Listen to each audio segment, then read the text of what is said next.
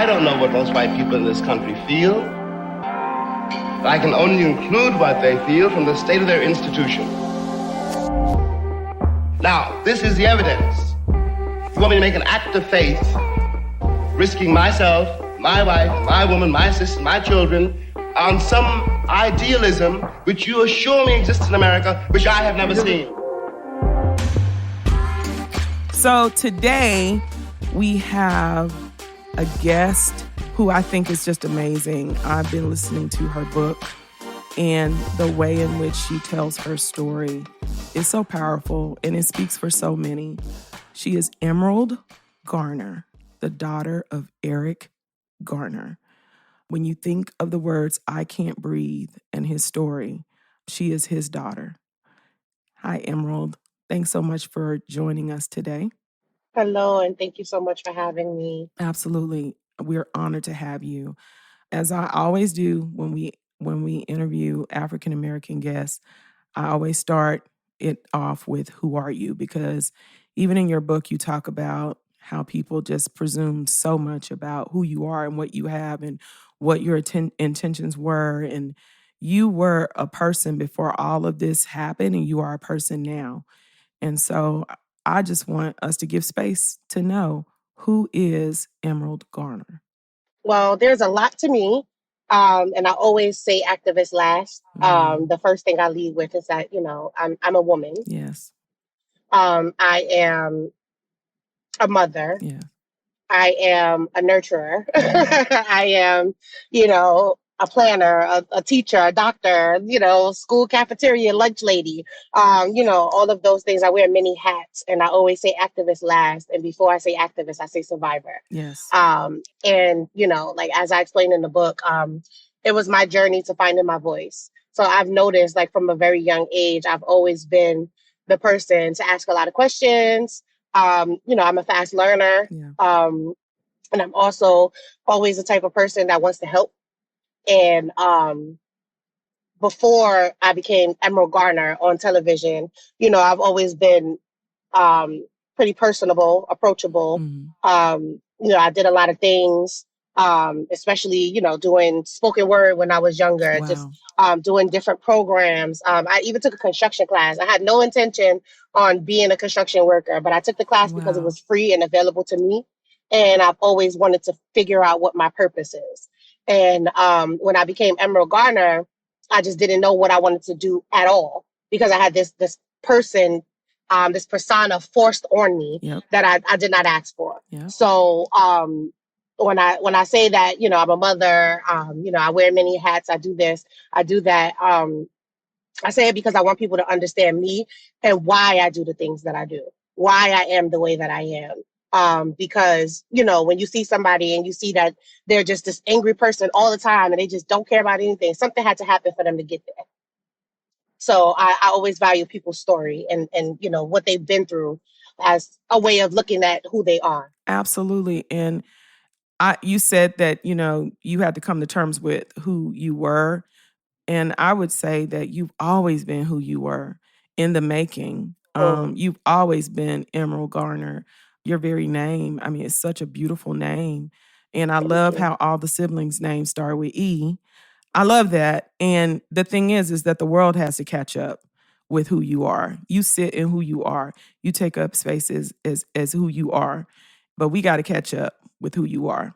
And that's on us. So I want to ask you as well, and this is a little different, but your father and your sister, like, if you would be able to just kind of speak for them or speak to your experience with them and their life and your time with them, who was Eric Garner?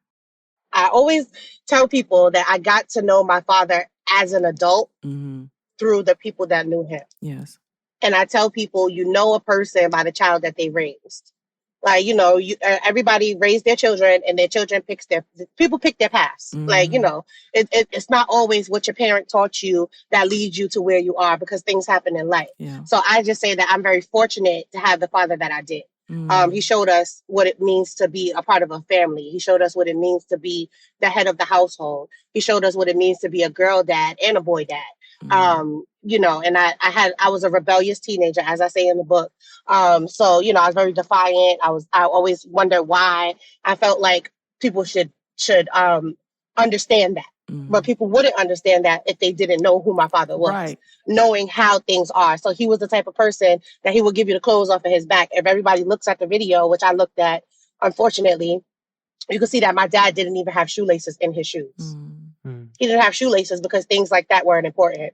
But my brothers had all the $500 this and all the name brand stuff so that they wouldn't have to go out and try to figure out how to get that stuff. It was always provided to us. We never had to want from anything from anybody. And that was one of the things that I admire my father about, is that he never left us.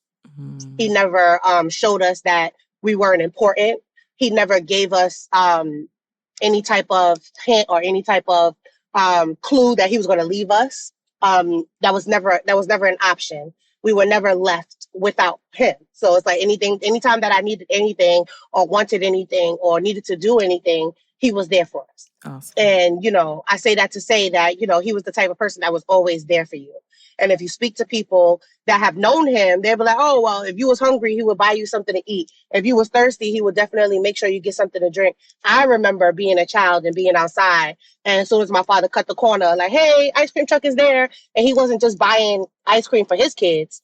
He was buying ice cream for the whole block. Because that's just how he is. He's like, if I'm going to come outside and my kids are playing with other kids, I'm not going to just buy for my kids. I'm going to buy for all the kids that are around them. And that's just how he was. And that's what he installed in us.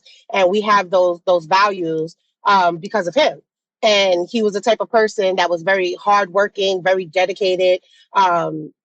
He showed us consistency. Yeah. He showed us dedication. He showed us the love that he had for my mother. I know what marriage is. I respect marriage on a whole different level from what is really happening in this world. So, you know, like when I talk to people and they want to give me relationship advice, I'm like, okay, were you married?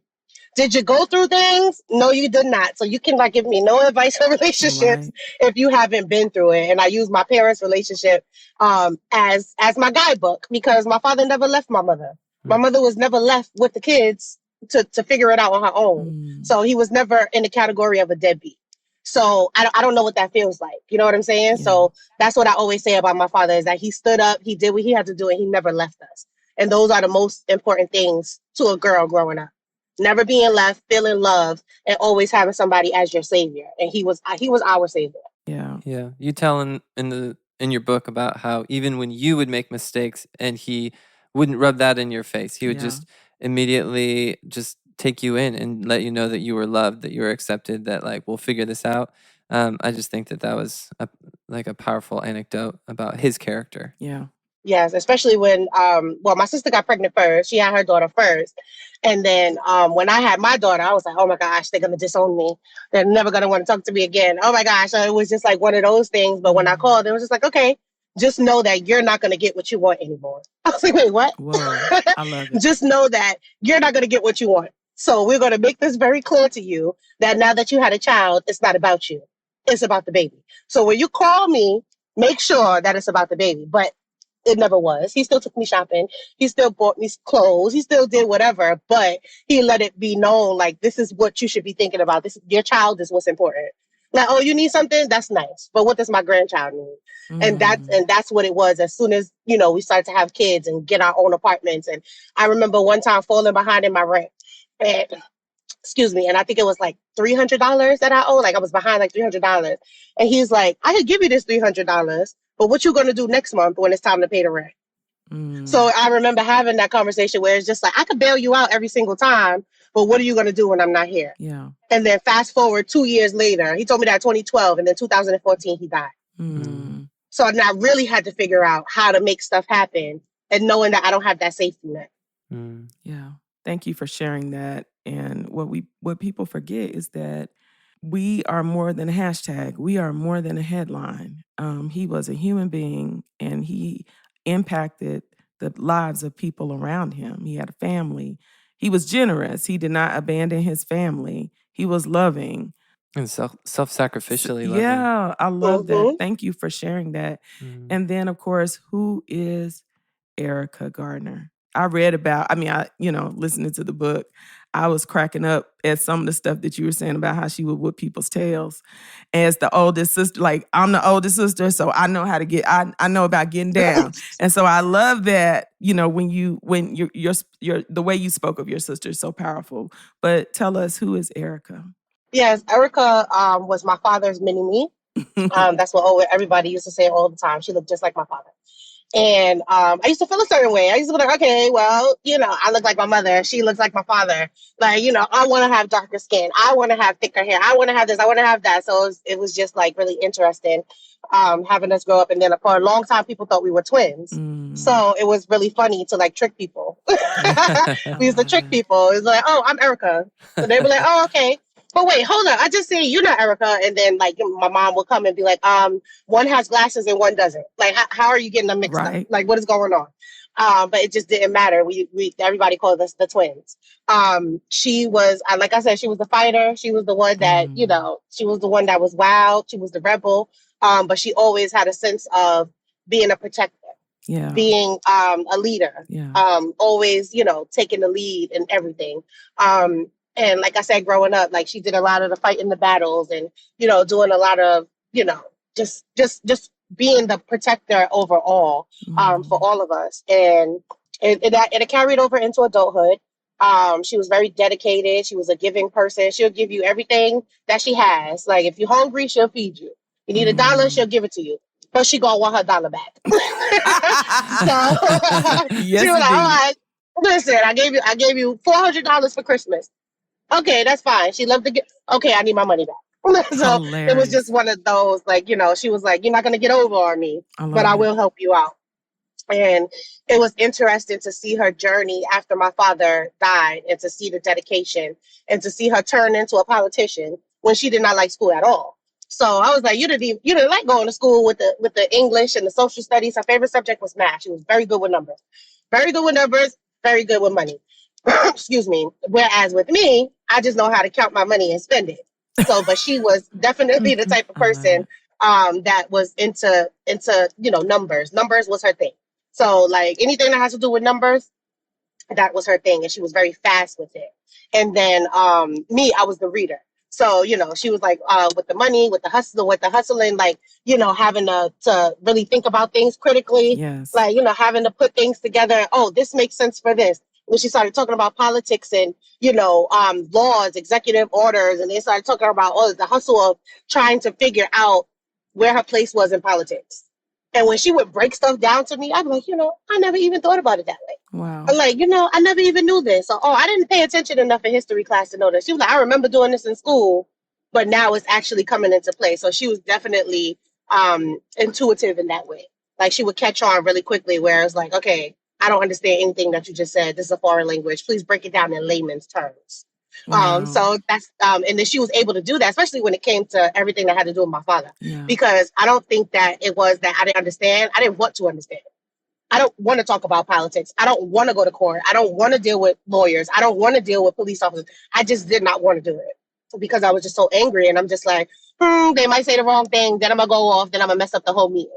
And she'd be like, no, that's not, you don't have to do that. You don't have to do this. But then that's what would end up happening. So I was just like, you know what? This is just too much for me. So her taking on that role was like heaven for me. I was like, okay, Erica, you do it.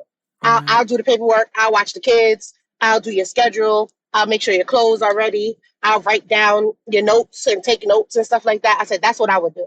And that was my role when we were doing things. And then when she got sick and then, she had the first heart attack, then she had my nephew and all of this stuff was going on. I was just like, well, you can't leave us because you started all this. So you got to be here to finish it. So when she was in the coma, because I didn't speak to her while she was going through, I was just like on the phone. But then when we finally, like, as I explained in the book, when we got to the hospital, she was already in a coma. So I feel like I never got to say goodbye. I never got to say what I needed to say. I never got to tell her what I wanted to tell her.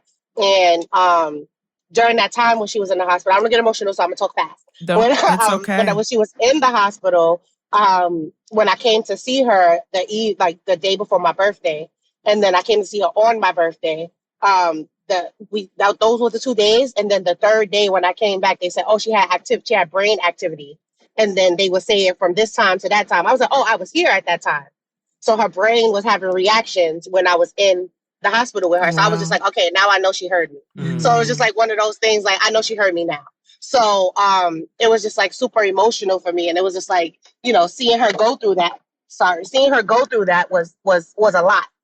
So just having the opportunity to commemorate her and to remember her in these ways is very therapeutic for me, because not being able to say goodbye, not being able to have that last conversation, it affects you a lot.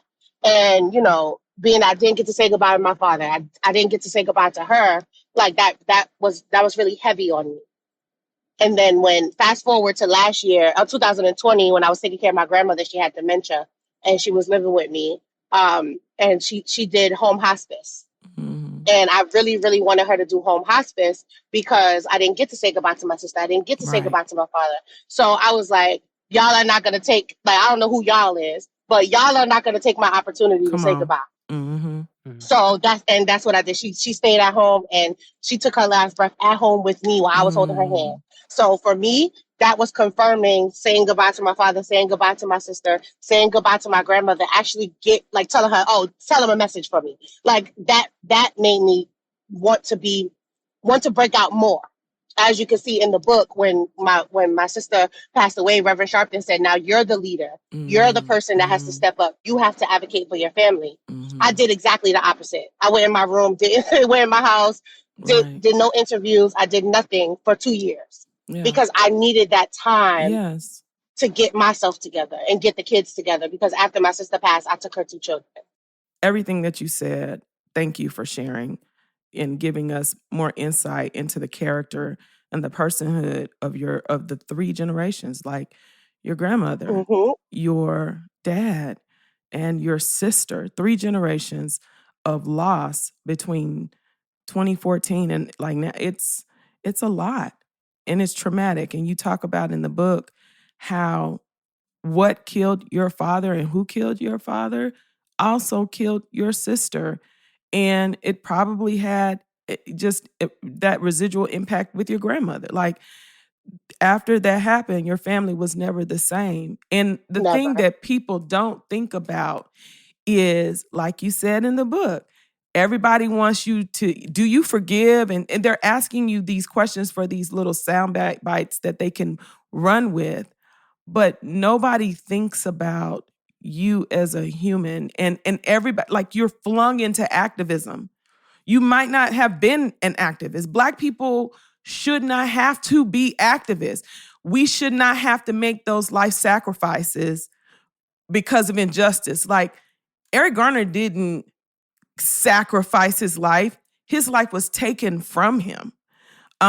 He didn't ask to be a martyr. He was made one, and then his family was flung into this space of activism when you guys were just beginning to work through some of the things and some of the things that families have to work through, because families go through things. So then you're working through stuff, and then you're in this stage of life, and then here's something that pushes you back.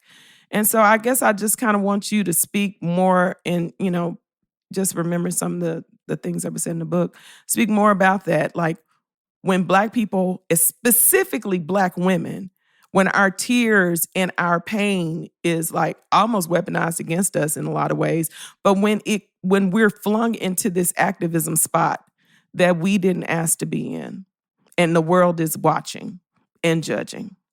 What I always tell people is that if you don't take care of yourself when you're thrust into this, you'll end up just like Erica. Yeah. And if I didn't take the time to save my life and save my psyche, pretty much, I would have suffered the same fate as she did.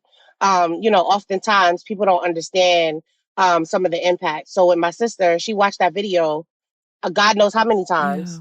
And, for her, it was trying to figure out, put the pieces together, like go through each and every scenario, each and every situation step by step. But for me, I didn't watch the video till 5 years later when I was sitting in the courtroom with the officer. So I do believe that if I watched the video on day one as she did, I think that things would have been a lot different and it would have been a lot worse. Only because, mentally, I was not there to watch the movie. I could not be there to watch it. So as you read in the book, you'll see that I tell a lot of people, like, if you play the video, I'm walking out. Right. Because I'm here to record. Yep. I don't need to be here when you're playing that part of the Absolutely. video. And if you think that that's okay, then I don't need to be a part of this platform. Absolutely. So, like, I've walked out of interviews before because of that. And you know, I've told them, like, I didn't sign the photo release or the press release or the release that they need to make sure that I'm on, that I can be on there on their podcast or show or whatever. And these were like pretty up there people. And it was just like, if you guys are not sensitive to my emotions and how I feel and how I'm going through this, then you don't need to interview me. Absolutely. I was like, because this is triggering. I have to keep reliving. I was actually talking to one of the pastors in my church before my book launched and before the book tour. And I'm like, I'm feeling a lot of anxiety. I'm feeling very anxious. I'm feeling very jittery. I'm feeling very unstable. I feel like I want to go back in my house and close my door and never talk about it again. Like, I wrote the book, just let it go. And you know, he was just like, it's because everything is coming back up for you, but this is what you need. This is what you need, because how did you get through it before? How did you get through to getting to write a book? You talked about it. You went places. You spoke about it. Excuse me. You talked about it. You went places. You spoke about it. You attended meetings. You might not have. I didn't do traditional therapy. Right. When I got with a therapist who didn't understand me or started to talk more about my father's situation than to talk to me about my situation, I knew that therapist wasn't for me. Right. Like, you know, I went to different places. I didn't start going to church consistently until this year. Because I felt like I felt like one of two things: either God is mad as hell at me because I did something and I'm not being forgiven for it, or God is putting this on me to break me. And that's honestly how I felt. Those were the two things that I was feeling the most over the past 8 years. And it wasn't until I started attending virtually, and this was after I had a sinus surgery in the beginning of this year, and I had complications after that, and a blood vessel burst in my face, and I lost blood. And because of the hospital's negligence, I had to leave the hospital, and they had to call me back. They called me at home, and they were like, we need you to come back to the hospital. They shouldn't have let you leave. You need an emergency blood transfusion right now. Your blood count is so low. We don't understand how you even made it from the hospital home. I said, I was so dizzy from passing out and all of this stuff inside that hospital. You did not care for me. I told y'all that I have a headache. I cannot sit up. Y'all proceeded to take the wheelchair from me, put me in a chair, and thought that I was going to sit there for a couple of hours. I said, I left that hospital 4 hours ago, and you're just now calling me to tell me that I need a blood transfusion. And when I get back to the hospital, I better not sit in nobody's waiting chair. I don't want to be in nobody's waiting area. Right. I said, because I told y'all that I did not feel good. I was cold. My lips was turning blue and everything. Now, what if I would have went home and went to sleep and died because of the negligence at this hospital? Yeah. So it was just like one of those things where it's just like, okay, God is talking to me right now. You just had a life-threatening situation where people, the Black woman stigma, where Black woman's pain is not that bad. Oh, you're not that bad. Sit in this chair. And they did it to me. And I was like, you know what? Not only have I been brutalized in front of the whole world because of what happened to my father, I walk into a hospital as a Black woman and I'm not receiving the care that I need. Yes. Coming to a point where I had to get an emergency blood transfusion, to where when I walked into the hospital, they knew exactly who I was and walked me to the back, because y'all know that what y'all did was wrong. So now y'all trying to fix it. And I'm not a go around trying to sue everybody kind of person, but I definitely had a case. I'm not trying to be in the news. I'm not trying to sue everybody. I'm not a career lawsuit person. That's not what I do. Right. But it's just identifying and noting that this is real. Yeah. This is real. And then people try to say, oh, you're imagining things. Oh, it's not that serious.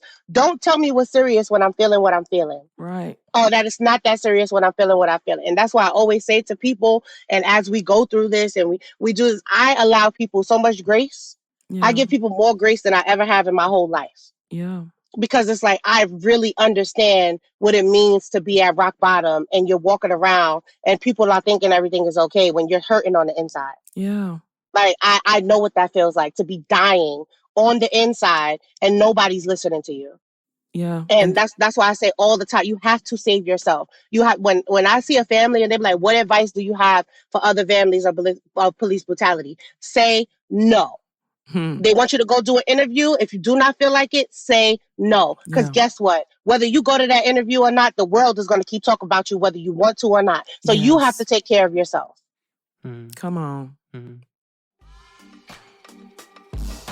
The folks who get credit for a lot of innovation these days, they all kind of look alike. Don't you want to learn who really did the work? Well, that's exactly what you'll hear in They Did That, a new podcast from Something Else and Sony Music Entertainment that introduces you to the little-known people who changed the world through fashion, technology, science, and more. Sometimes these creators were simply overlooked, the victims of discrimination, or, in some cases, they had their discoveries deliberately stolen. You'll hear stories of global pioneers and trailblazers, both dead and alive, that changed things like healthcare treatments, dry cleaning, filmmaking, cinematography, and even the sports bra. We'll learn about the folks who should have received credit for their work a long time ago and finally give them their well-deserved flowers. Listen and follow They Did That wherever you get your podcasts.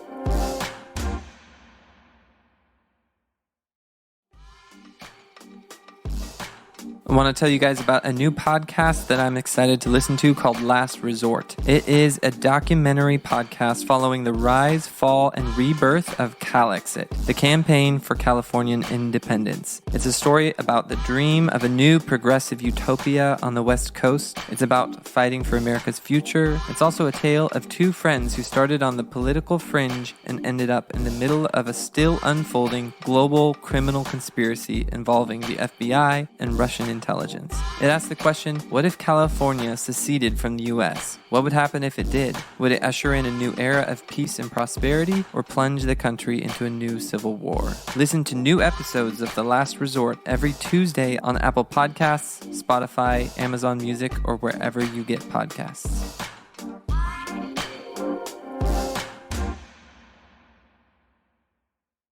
Life-changing decisions can be hard, or they can be flexible, inclusive, and best of all, rewarding. Earn your master's in computer science, data science, or information systems at Northeastern University in the San Francisco Bay Area. No matter your experience, earn your degree. Plus, the desirable Bay Area is a smaller, collaborative campus, but connected to the huge Northeastern University. Discover the different technology degrees available. Visit northeastern.edu/pathways to tech. And just thinking about your sister's experience, she's in the hospital, and that blew my mind that the police was in her room. I mean, talk about just, I don't know, the dehumanizing and the disrespect. I don't know what they were looking for. Yeah, and the disrespect. I don't know what they were looking for. And it's interesting because that is Black women, our pain levels, medical negligence, medical disparities. In your book, you cover so many things that this podcast is pulling back the layers on. And so it's just crazy. I was blown away. Why are you in a woman's hospital room when she can't do nothing but lay there? And what are you looking for? It was crazy because when my mom told me, I lived in Manhattan at the time, so I had to, find a babysitter, do this, do that. And then when I left and my mother told me this, I was just like, well, they're not letting the kids up because, she was in ICU, so you cannot bring the kids upstairs. So, it was just crazy. And I was like, the person that was supposed to be there, that was in the room, and I'm her friend, I'm this person, I'm that person, is making me look at you with a side eye, because how could you allow this to happen when we left you here to be on this shift so we can go take care of whatever and then come back to the hospital? So, that kind of made me feel a certain way. Like, were you a part of this? Are you really on our side? Like, what is really going on here? Yeah. So that makes me very untrustworthy. I have asthma. And if I'm having an asthma attack, I would not call 911. When I had the blood vessel burst in my face, I waited 2 hours for paramedics. My nose was bleeding. I told them I have uncontrollable bleeding. I'm soaking up beach towels. Big beach towels are full of blood, and I'm calling y'all, and I'm like, I can't drive. I live home alone. Luckily, I wasn't home with the children. And it's just like, people don't understand those things that you face when you're trying to be the person that is sharing for your loved one. This is my father's situation. So when people invite me out, yes, I do want to go. But I can't bring my children to every event. I can't bring them to every booking or whatever. I got to pay people to babysit. I have my sister's 2 children. So now I have 3 kids. Do you know how hard it is to get a babysitter for 3 kids? It is hard. Yeah. So how am I going to make it to every protest? How am I going to make it to every press conference? How am I going to make it to every social justice event if you guys don't make it possible for us to get there? And by making it possible for us to get there is allowing us the resources and giving us resources that we need. Yeah. My sister's children need therapy. Yep. I have to go through Medicaid. Oh, you got to wait this X amount of time before you could get an appointment. You got to wait 3 months. And then when that appointment get there, the therapist calls out. And then you can't even get it. You got to wait another 3 months for therapy. I don't understand why we don't have our own system for therapy. Yeah. For therapists. Why don't we have our own package? Okay, once this happens, here you go. Here's 6 months of therapy. And after that 6 months, we'll revisit. We'll do this. We'll do that. None of that stuff was provided to me. What was provided to me was to stand on somebody else's platform, make their platform bigger. And I'm still sitting here trying to figure out how to piece my life back together. Oh my gosh. You said something. You sure know what to say. Yeah. Yes, sis. I just want to affirm everything that you are speaking. Yes and amen. Thank you. Yes and amen, sis. Yes and amen. Y'all got something to ask because I'm just like... I get fired up, and it's just like I start to think about all the stuff from back in the day, and it's just like I got some stuff to say to these people. Like, do you understand what you did to me? Do you understand that what you did affects me to this day? Come on. To this day, I will not call 911. I was in an emergency situation last week where I should have called 911. I should have dialed 911, but I did not because of who I am. Wow. I did not. I don't tell people who I am because one of two things are going to happen. They're going to come to me with their opinions, or they're going to come to me asking me questions about a lawsuit. Like I have millions of dollars in my bank account. Right. Like, absolutely not true. Like, y'all know everything, but y'all don't know it's 7 people on the lawsuit. But y'all know everything else. Right. And that's the first thing that you guys want to ask me about, or ask me about some other family or some other person's situation. And it's just like, for me, my forever story is Eric Garner. Right. So I can feel empathy for other cases, but the officers and people involved in my father's case will never go to jail. So I will never get the justice that I deserve. So don't ask me anything about anybody else if it has nothing to do with Eric Garner. I'm always going to stand up for my people. I'm always going to mention the names of Devontae Clark and all of, and Sandra Bland and Michael Brown, and mentioning all of those names. We stand with them. We're family with them. You don't need me. You don't need to talk to me about them. Go and talk to them. Come on. They need the platform. They need the people to talk to. They need the therapy. They need all of this, because I've been dealing with this for 8 years. And y'all didn't do anything to help me, but y'all can absolutely do something to help them. Y'all didn't have what I needed 8 years ago, and you still don't. But I'm telling you what I would have needed at that time. So that's what y'all need to be doing. We need to be providing mental health services, providing childcare services, providing resources to jobs. We're providing resources to apartments, to places, to things. To rest. Making sure that the kids have some rest.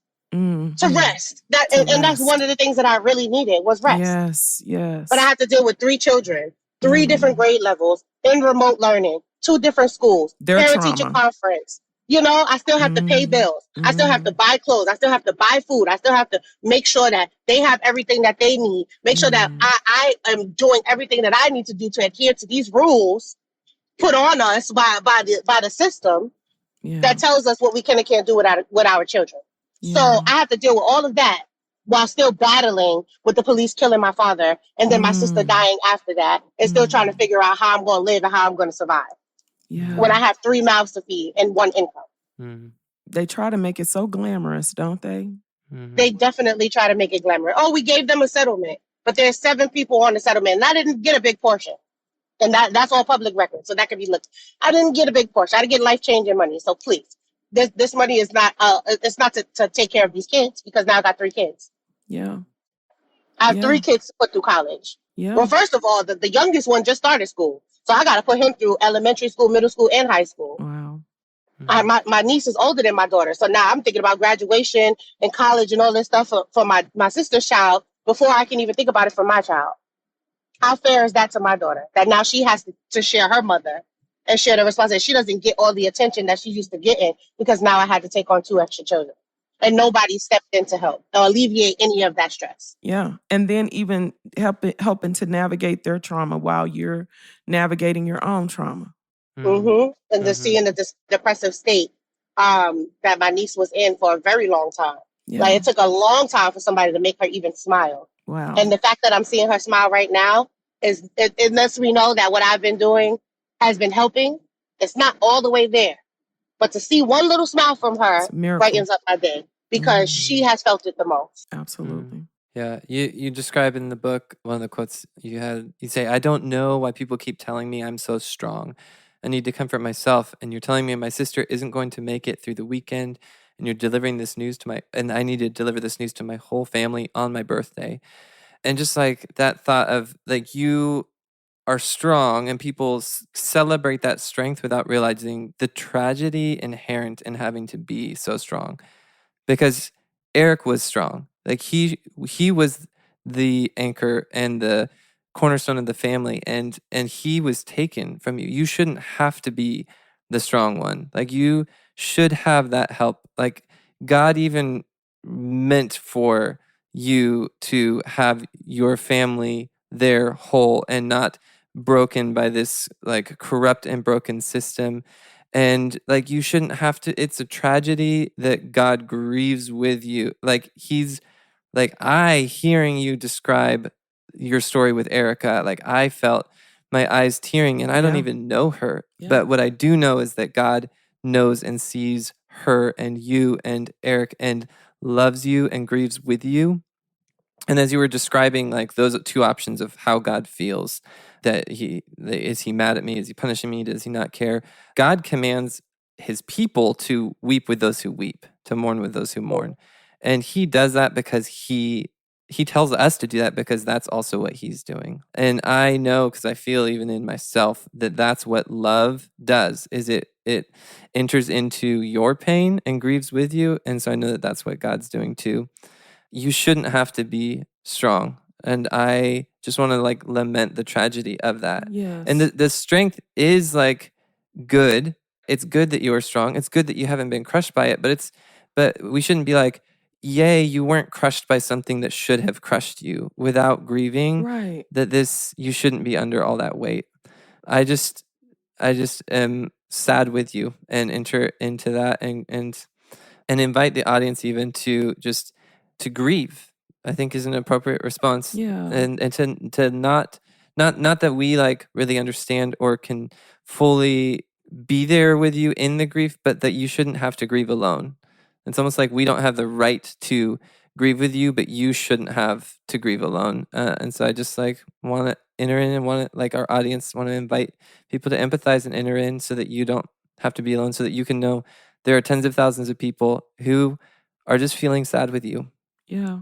That all this happened to you and that you have all this weight and that you had to be strong.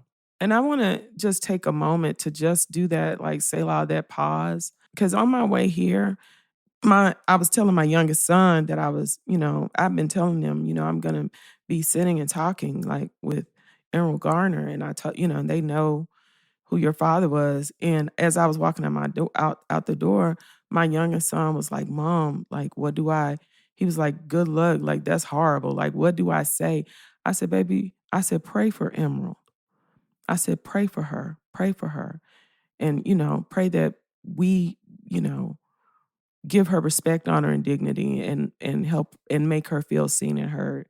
But I really, as Garen was saying, we need to just take a pause, like, and because I see you wiping your face. Yeah, I'm getting emotional. And I'm so sorry, sis. Like, I'm so sorry that you have gone through this, that your family has gone through this. I'm the oldest of three. I have a younger sister. I'm so sorry that you lost your sister. I'm so sorry for the burden that you feel and for the ways that you felt invisible and unloved and uncared for, in the ways that you had to be strong.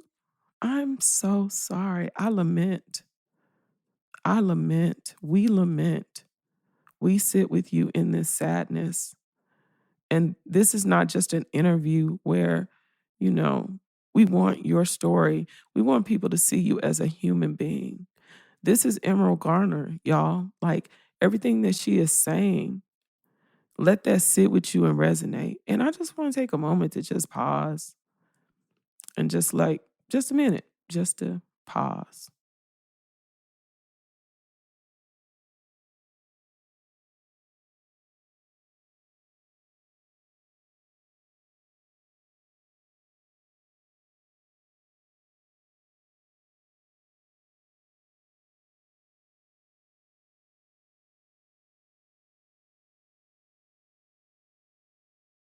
There's one other thing that I felt burdened to say kind of coming into this interview that I'll let you decide whether you want this actually included in the audio that we edit or not, because it's mainly a burden of something I want to say to you. I'll include the audience in it, but you can decide afterwards whether you want to keep it. You talked about the forgiveness and the bitterness and like how the media almost wants to bait you into saying that you to forgive the officer who killed your father, and that is like the story. And then for you that puts you in this place where you're wrestling with your own bitterness, and you point out that a student at one point asked you a question of should you Yeah. forgive for yourself, like let go of that bitterness for yourself, not for him, but for how it affects you. And the thought that I had in that moment, and this is something that I have heard before that was helpful to me on the topic of forgiveness. And I think I want to say it because our audience, there's a lot of people who are listening who have been hurt very badly in different ways. And I think that we misunderstand what biblical forgiveness is. Right. That biblical forgiveness is not condoning or allowing or making light of, lessening, or like pretending like sin was not vile. That there's almost this thought of like forgiving is letting them off the hook. Right. Where I think forgiveness as it should be, and when you get asked by the media, do you forgive? I don't think you need to like give an explanation of any of this. But I think just for your own heart, forgiveness, what it should be is letting someone from your hook onto God's hook. That God in the Bible says, "It is mine to avenge, I will repay." And to know that he is ferociously furious and has wrath for the evil that has been committed against you. That forgiveness is not letting this officer off the hook, but rather God says in Deuteronomy 32:35, "It's mine to avenge, I will repay. In due time their foot will slip. Their day of disaster is near, and their doom rushes upon them." Like that's God's take. Is he basically says, let me take care of justice for you, and that this officer, he thinks he got away with it. Like he thinks that he can just go on and live his life. But there is a God who takes the side of the grieving and the broken, and who takes the side of, all through the Bible, you see God taking the side of victims, of tax collectors and sinners and lepers and prostitutes and like the people who were ignored by society. Like there is a God who takes their side and takes your father's side. And what his, I think, call to you is not that you forgive in a sense of like, okay, I'm over. Okay, it was okay. But rather for you to know that you don't have to carry that weight of bitterness of making him pay, because God will carry that for you. That God is also like is your heavenly Father to be strong for you in that respect, that he will avenge and he will repay. And I think that's not to say that that's where you should be, is like, okay, like I can hand this over to God, but just to know that the call on you is not to be okay with it, or not to forgive in a sense of make small of it, but rather to like let God carry that weight of that bitterness. How does that land on you, sis? Just kind of being mindful of you. How does that land on you? This landed on me so hard. I have been, the word forgiveness does not sit well with me. Right. And I went to a church retreat. I was talking about going to church. And I got a little veered off because of the healthcare system. But I went to this church retreat, and my first question was, what is forgiveness? Nobody's ever explained to me what forgiveness is. You tell me forgiveness for me, but what is the explanation? Like, when people say, oh, don't whistle in my house. I would like to know why you don't whistle indoors. And I would like to know why people see forgiveness the way that they do. And I think that the way that you just explained it was so confirming, because I'm conflicted about forgiveness. And I can say that I have a forgiving heart, but I'm Yeah. not a very forgiving person. Yeah. I am the type of person, if you do something to me, I walk away and I leave it there. I don't Yeah. revisit. I don't come back. There's no rekindling. There's nothing. And that's how I went through life for a very long time. And I think it wasn't until this year when I started to, like, when people say hand it over to God, I didn't understand. I didn't know what that meant. I didn't know when my apostle was talking about church and talking about different scriptures. I don't know what that means. Open your Bible. I don't have a Bible. Find Leviticus, blah, blah, blah. I don't know where that is. And I think that I'm holding my hand on my chest because I'm literally thinking about all of the conversations that I've had about forgiveness, and nobody was ever able to explain it to me in the way that you did. And I appreciate that because I've always wanted to know. What does it take to forgive? Because we can say we forgive all day, but when you really, really, really think about forgiveness, it's hard. Number one, it's very hard. So, like you said, it's not about forgiving and forgetting. You let it go. Now everything is better because you forgive. But no, everything is not better because you forgive.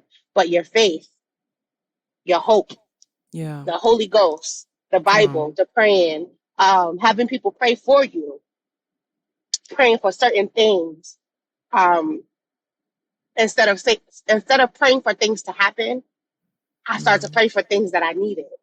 Yeah.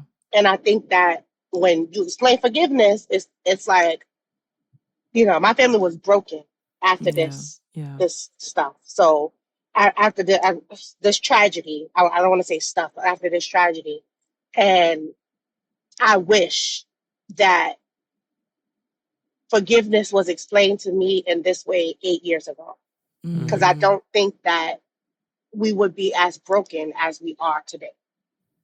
And I don't, and I really before right now in this moment, I had no real, like if my kids were to ask me, what does it mean to forgive? I had no answer before today.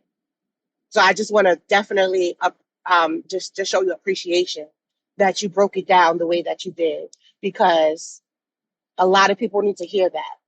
Because a lot of people say, I forgive, oh, I forgive and forget, I let go and let God. But do you really know what that means? Do you know what it takes to let go? Do you know what it takes? Like, in order for me to forgive, that means that I have to be open to dialing 911 when I'm in a crisis. Right. In order for me to forgive is to not have the anxiety of, oh my gosh, I see a police officer, and if I did get pulled over, would they kill me because I'm Emerald Garner? So I think that forgiving comes with a lot of letting go of the anxiety that I feel because I don't forgive, because I'm not forgiving. Right. So I just appreciate that. It landed and resonated with me so hard because I'm like, how do I get there? But even with my mother and even with my father, knowing that certain things were out of their control, because I was mad about a lot of stuff. I'm like, oh, well, I didn't get this, so I'm mad. But just to really have that real understanding is like it's enlightening. Like I really feel like I've been enlightened throughout this conversation. I really appreciate it. And then I don't get emotional because I'm not given the opportunity to really speak. Yeah. Not given the opportunity often on other platforms to really give that insight and actually get the feedback. And I think that, and I've been saying this since March, God has been talking to me. God has been really talking to me and moving some things in the way and moving things out of the way. And I thought this interview wasn't going to happen today because there was a lot of stuff going on.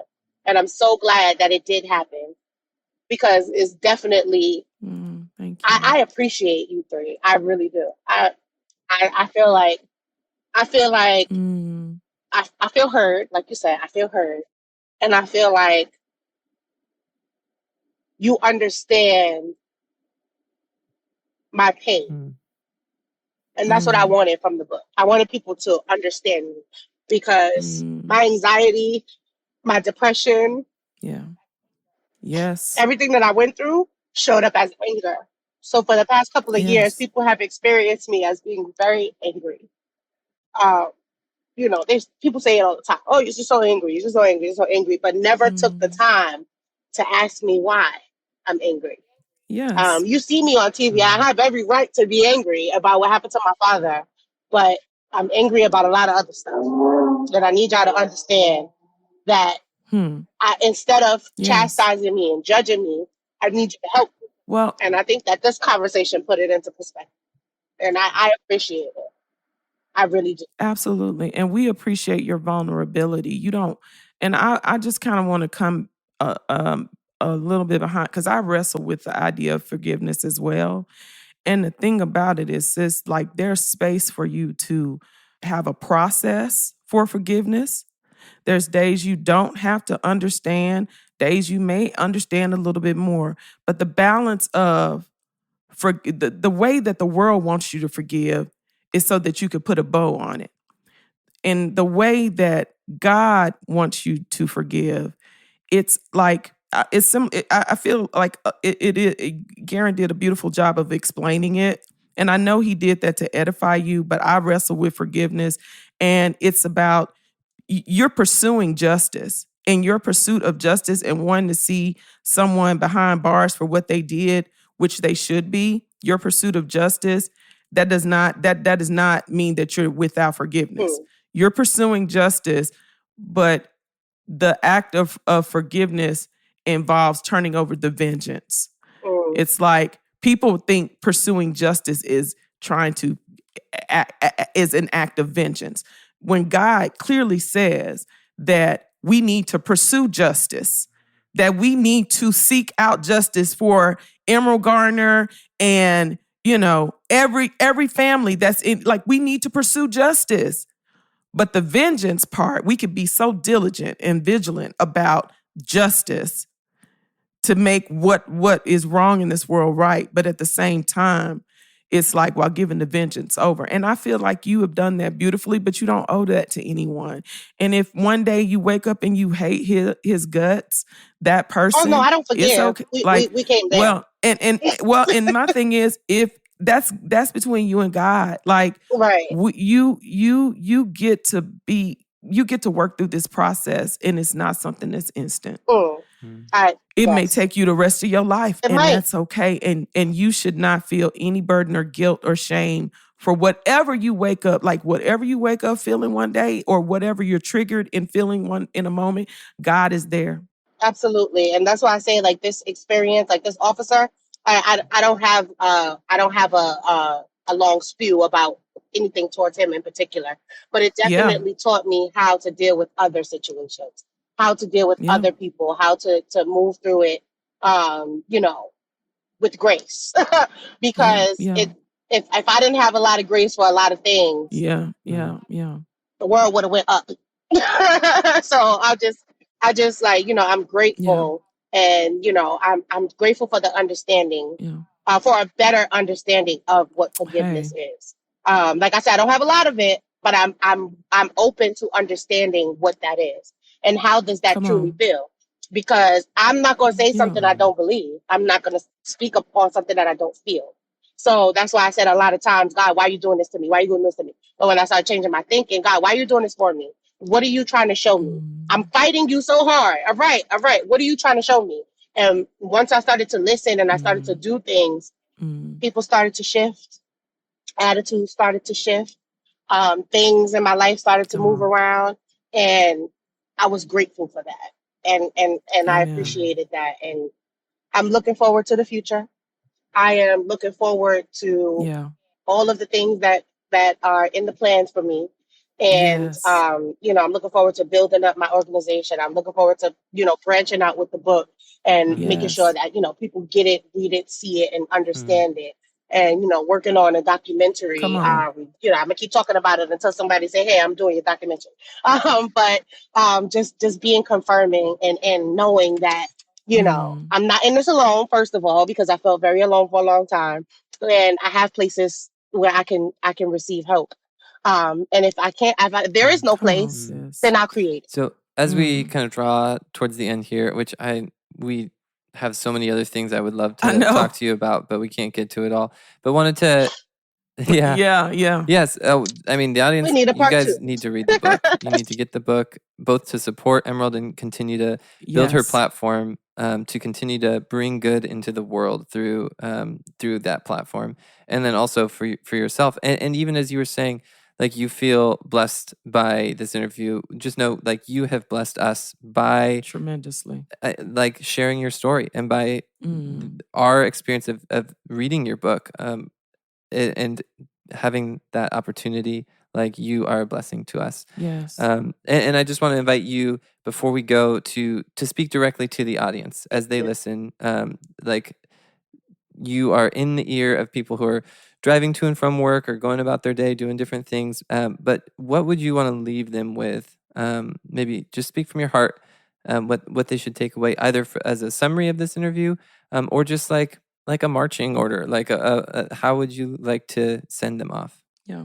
I would like to end this interview how my book was ended, which was an afterword by Ilyasha Shabazz. And that afterword means a lot to me because not only did she jump on it to support me, but I understand her story. She understands mine, and she put a call to action. My call to action for everybody is healing. We've been through a traumatic past 150 to between the last 150 to 500 years, because I would say that that slavery is much older than what we claim it to be. Slavery is definitely a mind frame, and it's one of those things. I mean, not a mind frame. It's definitely still existing, and I want people to understand that how we think is what happens. And once we change our way of thinking, then we may be breaking some of these chains that we have. So some of these mental chains that we have. And, you know, I can understand that we want to be angry. We want to turn the world upside down because, you know, our loved ones just keep getting killed. But I would just ask everybody to open your heart to being a part of your community, working with your young people, making sure that you see what's going on in your community so that we can prevent some of these crimes that are happening, prevent some of these shootings that are happening. You know, I encourage everybody's call of action is to find out what your thing is, find your purpose. Find your purpose in whatever it is. If it's drawing, reading, dancing, you know, jumping from one place to the other. If you want to be a ninja warrior, I just ask everybody to tap into what you're passionate about. Because until I tapped into what I was passionate about, I never found happiness. Like, I called myself Queen Call Out. I would call out of work, like, listen, I don't even want to be here anyway. So let me call out. I'm gonna get a day. So, you know, but now that I'm tapping into doing exactly what I want to do, what my heart is drawing me to, I wake up in the morning a lot happier. I'm encouraged to get out of the bed. I'm very excited to do things because I feel like I found my purpose. So I just encourage everybody to try to find their purpose. And what I used to say all the time was, let your passion be your purpose. Let your pain turn your purpose into turn your pain and your anger into action. You know, make sure that you're actually doing things intentionally to take care of yourself. Like, do you know how long it took for me to be consistent with even just getting my nails done? I've had to have somebody tell me, you need to go sit down in the nail salon, sit there for an hour, get your nails done. Matter of fact, get your nails and your feet done. Or go to the hair salon. Don't just get the wash and then just get it blow dry. No, sit under the dryer. Take time for yourself. Figure out what that is. Right. I don't get to wake up in the morning and say, you know what, I ain't going to do nothing today. I'm going to just lay in the bed and take care of myself. I don't get to do that because I have 3 children that wake up in the morning hungry. So I encourage those who can to figure out, to try to start to figure out what your purpose is and how you're going to make a staple in this world, because nobody's voice is a small voice. Because, you know, there's a lot of people out here that say Eric Garner, Eric Garner, Eric Garner. But when I call a march, they don't show up.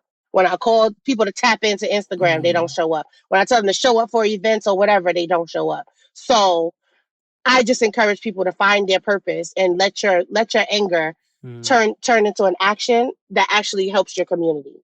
Because if we don't help our own communities, if we don't care about where we live, how can we care about the rest of the world? How can you care about Eric Garner if you don't care about what happens in your community? So I just encourage everybody to find their purpose, find your voice. Visit my website, www.wecan'tbreathe.net, and we'll just be posting things. We have our Healing Support Village, which is a woman-led support group that we have. We're going to be opening it up to the public once a month. Be on the lookout for that. Check me out on social media. We're all about healing. We're trying to figure out what our purpose is. We want to heal. We want to be great. We want to do great things. And I encourage people to invite me to their great things.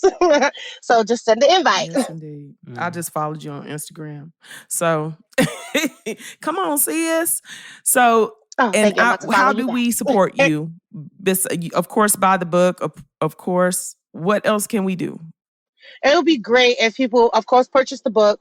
But right now, we're raising money to start a mental health initiative. So we're starting with the Healing Justice Village group, and we want to bring on a full-time, both clinical and holistic therapist to come in and talk to someone. In order for us to hire somebody, we need a salary for them, because I do believe that people need to be paid for their work. So I would just say donate on the website, donate through PayPal, which is We Can't Breathe. And then you could go to the website, my Instagram, we have all of that. So, I'm just encouraging a lot of people to donate what you can, even if it's time.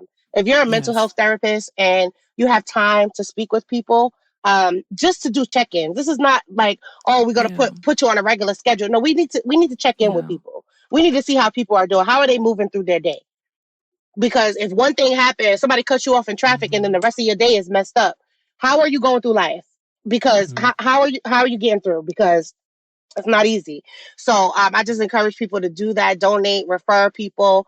The best email to get me is info@wecan'tbreathe.net. That's info@wecan'tbreathe.net. So, just reach out, just try to be a part of your community as well. And, just be on the lookout for our Healing Justice Village as we grow to support other people in the movement. Love it. Thank you so much for everything that you're doing. I mean, dealing with your working through your pain, working through the trauma,